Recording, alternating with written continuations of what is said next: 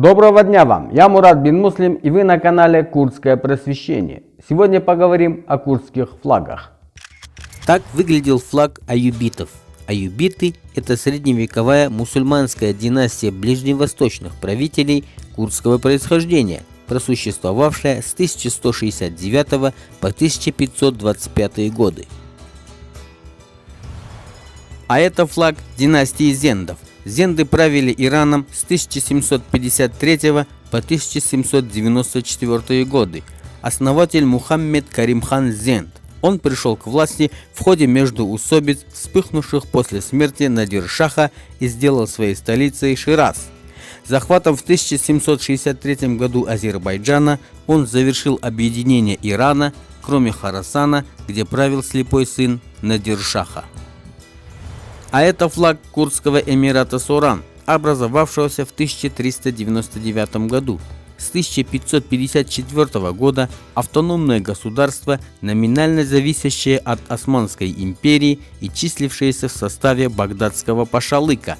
В 1818 году эмират объявил независимость, а в 1836 году уничтожен османским войском. Так выглядел флаг Королевства Курдистан. Термин «Королевство Курдистан» может обозначать два непродолжительно существовавших непризнанных государства, образовавшихся в 1920-х годах в геокультурной области Курдистана после распада Османской империи, на территории, официально находившейся под юрисдикцией британского мандата в Месопотамии. А это флаг Араратской Курдской республики. Самопровозглашенное курдское государство было расположено на востоке современной Турции, на территории современного Ила-Агры. Просуществовало это государство всего 3 года, с 1927 по 1930 годы. А это флаг и герб Мехабадской республики, которая существовала с 22 января по 16 декабря 1946 года со столицей в городе Мехабад в иранском Курдистане. А вот так выглядит официальный флаг сирийского Курдистана, движение Рожава.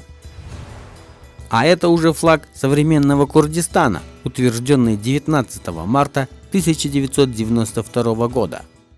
Вот такой вот краткий исторический обзор флагов мы подготовили для вас, друзья. Если мы будем знать свою историю, своих героев, то будем сильны духом и богаты культурой. Подписывайтесь на наш канал, ставьте лайки, пишите комментарии и распространяйте наше видео.